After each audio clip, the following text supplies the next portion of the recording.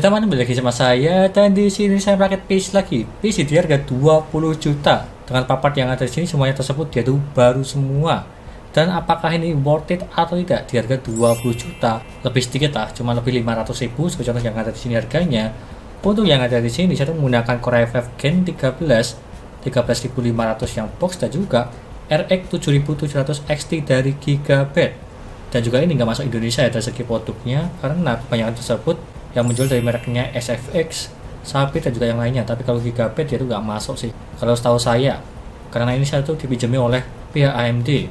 Dan coba saya sandingkan dengan Core i5 Gen 13 apakah bagus atau tidak performanya. Dan juga disini penampakannya berwarna hitam, cuma ada RGB 1 di bagian RAM-nya aja, tapi yang lainnya tersebut jadi berwarna full hitam dan juga tampil elegan lah, tidak ada RGB yang rame banget, kurang lebihnya seperti itu. Dan sebelum sebelum saya jelaskan apa saja spesifikasi yang ada di sini dan juga mereviewnya, jangan lupa klik subscribe di pojokan bawah itu ya, tinggal diklik seperti itu. Lanjut yang pertama, di sini saya menggunakan Core i5 Gen 13500 di harga 4 juta untuk yang box. Terbilang agak mahal ya, tapi ya nggak masalah. Kalau misalnya ada opsi lain silahkan komen di bawah untuk selain ini Core i5 Gen 13, karena stoknya emang ada ini jadi saya pakai ini aja. Dan terbilang ini juga bagus di kelasnya di Core i5 Gen 13. Dan selanjutnya saya menggunakan Mopo ASRock Z690 Steel Legend Wi-Fi 6E. Seperti contoh yang ada di sini, yang dimana tipenya tersebut yaitu ATX di harga 3,3 juta ya udah lebih dari cukup lah. Dan dia tuh di seri set dengan tampilan sangat bagus sekali. Steel Legend ya pasti kalian tahu lah, tampilan Steel Legend itu berwarna putih dan juga ada RGB-nya seperti contoh yang ada di sini. Tampilannya terbilang bagus di harga murah juga untuk yang serinya Z690. Kalau misalnya yang lebih baru di Z790 ya untuk yang itu. Tapi kalau yang ini lebih menghemat budget jadi ya pakai ASRock aja Z690 tapi yang serinya Steel Legend.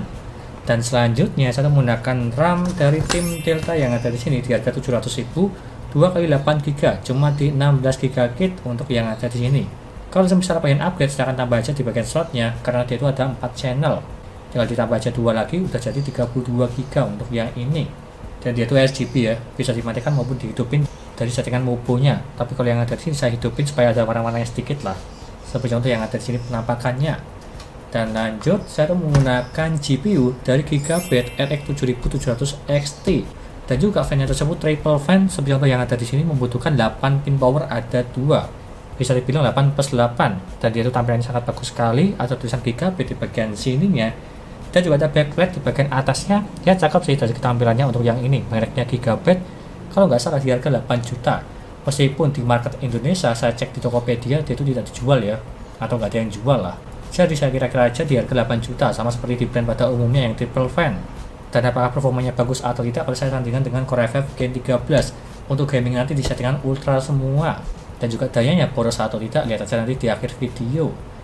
Dan selanjutnya saya tuh menggunakan ini SSD EX2 yang 1 tera ya, untuk menyimpan beberapa file maupun Windows 1 tera udah lebih dari cukup. Di harga sekitar 1 jutaan lah untuk yang ini, karena harga SSD pada naik-naiknya. Kalau misalnya opsi lain silahkan cari yang NVMe ya. Kalau yang ini kan cuma contoh aja di 1 tera di SSD tim EX2. Dan selanjutnya saya menggunakan ini CPU dari Side Fuma 3, udah saya review di video sebelumnya untuk yang ini. Dan juga penampakannya ada di sini di harga di bawah 800.000 kalau misalnya lagi diskon. Kalau sekarang di 700.000 kalau nggak salah harganya ini, yang dimana memiliki dual fan dan juga heatsink yang sangat bagus. Dan apakah bisa mendinginkan Core i5 Gen 13 atau tidak ya, pastinya bisa lah, karena ini tuh bisa mendinginkan Core i7 Gen 12 yang seri K, jadi aman lah untuk yang ini. Kalau misalnya kalian takut menggunakan liquid cooling atau water cooling, pakai ini udah lebih dari cukup dan juga harganya di bawah 1 juta, ini worth it. Set Fuma 3.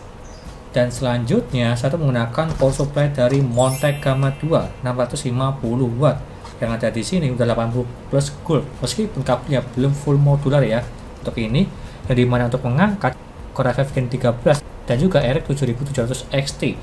Meskipun ini direkomendasikannya di 700 watt, tapi ya pakai 650 watt nggak masalah karena full loadnya nggak sampai di 500 watt lah untuk ini. Lihat aja nanti di akhir video dari segi pengujiannya. Dan di sini menampakannya Gamma 2 di harga 1.150.000 untuk harga power supply ini, garansi dari DTG. Dan lanjut saya menggunakan ini Sebagai tambahan ya, ini tuh ada foto terbaru dari Tradeware yang dimana trade Malfest Di sini ada thermal elixir 2 dan juga di sini ada thermal elixir G. Yang saya pakai yang ini ya untuk saat ini. Untuk yang ada di sini, sharingnya elixir 2 di harga 69.000, yang dimana dia itu kapasitasnya 5 gram. Dan juga yang ada di sini yang paling bagus di harga 159.000, tapi dia itu 3,5 gram untuk kapasitasnya. Dan juga saya pakai di bagian dalam sini menggunakan set Fuma 3. Dan apakah performanya bagus atau tidak, lihat saja di datanya ini. Jadi mana saya review langsung dari segi suhunya, dan juga saya bandingkan dengan beberapa thermal paste yang lainnya juga sebagai contoh aja. Yang pertama, kalau misalnya memakai thermal elixir yang serinya G, seperti bagian di sini ya, dan dia memiliki thermal conductivity 11 watt meter Kelvin. Kalau misalnya di harga 1 gram yang tersebut di 45.400, terbilang cukup tinggi kalau yang ini, yang dimana untuk minimal yang mendapatkan di 32 derajat, dan juga maksimalnya di 71 derajat. Kalau yang satunya di thermal elixir 2 di harga 1 gramnya 13.800 memiliki thermal conductivity 3,5 watt meter Kelvin, untuk minimal yang mendapatkan di 32 derajat dan juga maksimalnya di 73 derajat. Kalau kita bandingkan yang seri G dan juga serinya 2, cuma terpaut di 2 derajat saja dari segi maksimalnya. Dan juga ini ada beberapa list dari segi thermal paste yang saya tes dari thermal SD6, T8, RX07 dan juga HY510 sebagai bahan perbandingannya. Kurang lebihnya seperti itu pengujian di thermal paste ini.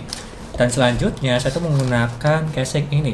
Ini adalah Montec seri Air 1000 Premium, yang dimana tersebut yaitu tipenya ATX dan juga sangat cakep banget sih. Udah saya review di video sebelumnya di harga 800.000 kalau semisal tidak memakai fan RGB. Kalau yang ini kan ada free fan-nya ya di bagian depan dan juga di bagian belakang. Tapi kalau tanpa itu di harga 800.000 nggak masalah sih untuk yang ada di sini. Dan juga banyak fitur untuk casing ini di Montec Air 1000 Premium. Dan juga yang terakhir saya menambahkan fan dari Techwear. Techwear kasih flex 120. Untuk yang ada di sini saya tuh menambahkan ada 6 di bagian depan 3, di bagian atas 2, di bagian belakang 1 untuk sirkulasi udara supaya lebih bagus. Yang dimana ini di harga 75.000 untuk satuannya. Kalau misal di 6 ya di harga 450.000 sih kalau nggak salah harganya ya di pojok situ. Dan juga ini memiliki kecepatan di 1200 rpm dan juga memiliki MTTF-nya sampai di 120.000 jam. Terbilang ini sangat lama sekali. Dan juga bearing tipenya menggunakan Series Precision FBD seperti contoh yang ada di sini untuk speknya. Dan juga di bagian ujung-ujungnya fan ini ada karetnya juga sih supaya untuk meredam getaran. Terbilang ini bagus banget sesuai dari segi harganya lah. Dan berwarna hitam ada keabu-abuan di bagian ujung-ujungnya. Tapi masih terlihat elegan dari segi penampakan PC ini di harga 20 juta lebih sedikit. Kurang lebih seperti itu dari segi spesifikasi yang ada di sini, dan apakah worth it atau tidak di harganya menggunakan Core i5 Gen 13 dan juga RX 7700 XT. Seperti itu aja penjelasan dari saya, nggak usah berlama-lama, lanjut ke reviewnya. Yo!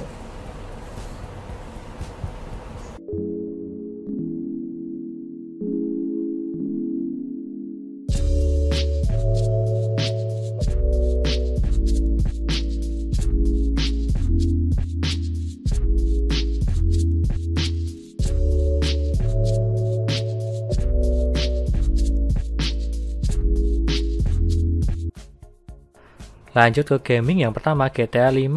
Settingan 1080p dan juga settingan very high mendapatkan di 187 fps.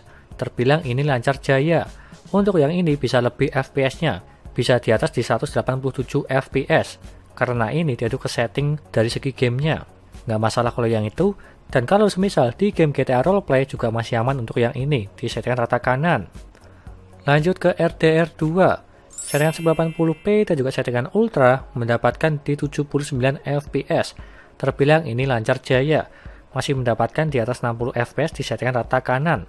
Di gamenya berat RDR 2 bisa mendapatkan di atas 60 fps. Lanjut ke Need for Speed Heat.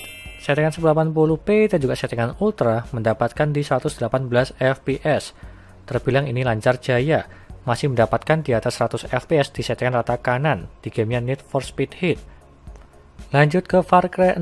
Settingan 1080p dan juga settingan ultra mendapatkan di 151 fps.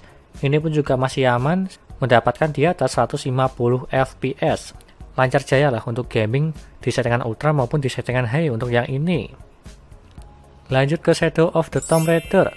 Settingan 1080p dan juga settingan ultra mendapatkan di 179 fps, yang dimana ini hampir menyentuh di 200 fps. di settingan rata kanan.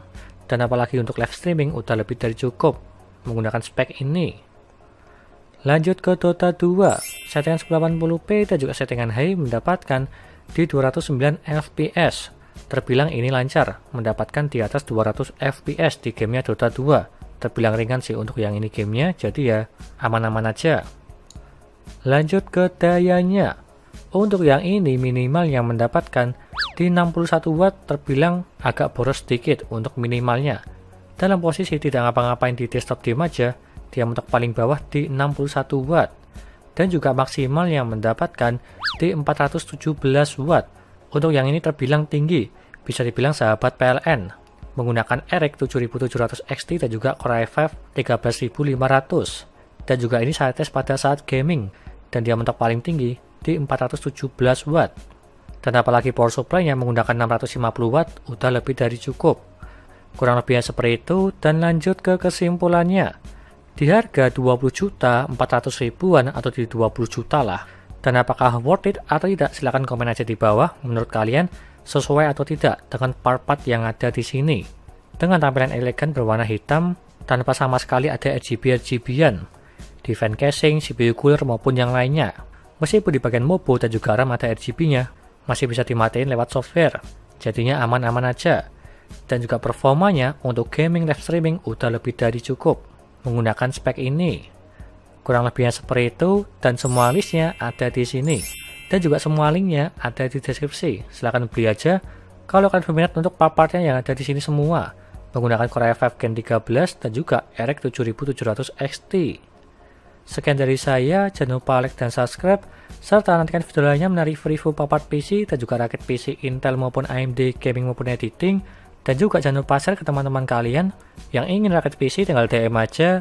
Terima kasih sudah menonton.